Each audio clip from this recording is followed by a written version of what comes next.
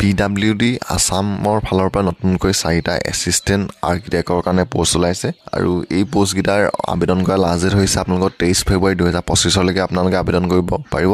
আৰু পদকেইটা ওলাইছে Assam public service কমিশনৰ ফালৰ পৰা আৰু টোটেল পদ হৈছে আপোনালোকৰ 4টা এছিষ্টেণ্ট আৰ্কিটেক্টৰ কাৰণে ওলাইছে পোষ্টকেইটা আৰু ইয়াৰ আপোনালোকৰ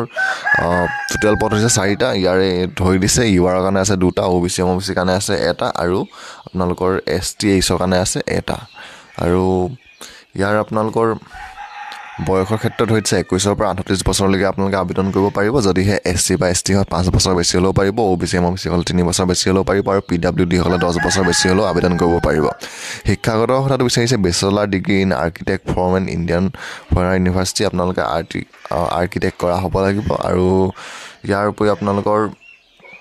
আবেদন কৰিবলৈ হলে PRC খন লাগিব আৰু এমপ্লয়মেন্ট এক্সচেঞ্জত নাম ভৰোৱা থাকিব লাগিব তাৰ পিছত এপ্লিকেশন ফিছটো হৈ দিছে জেনেৰেল EWS সকলে দিব লাগিব 297.20 টকা আৰু SC ST OBC সকলে দিব লাগিব 197.20 টকা BPL সকলে দিব লাগিব 47.20 টকা PWD সকলে দিব লাগিব 47.20 টকা আৰু পেমেন্ট মোডটো আপোনালোকে অনলাইন যোগে ইয়াৰ কৰিব পাৰিব আৰু ইয়াৰ অনলাইন এপ্লাই বৰ্তমানলৈকে আৰম্ভ হোৱা নাই আপোনালোকৰ 24 জানুৱাৰীৰ পৰা ইয়াৰ অনলাইন এপ্লাই আৰম্ভ হ'ব আৰু লাষ্ট ডেটটো হৈছে আপোনালোকৰ 23 ফেব্ৰুৱাৰী 2025 যদি আপোনালোকে কৰিম বুলি ভাবিছে এই পদকেইটাৰ কাৰণে এপ্লাই তেতিয়া আপোনালোকে 24 জানুৱাৰীৰ পৰা অনলাইনত আবেদন কৰিব পাৰিব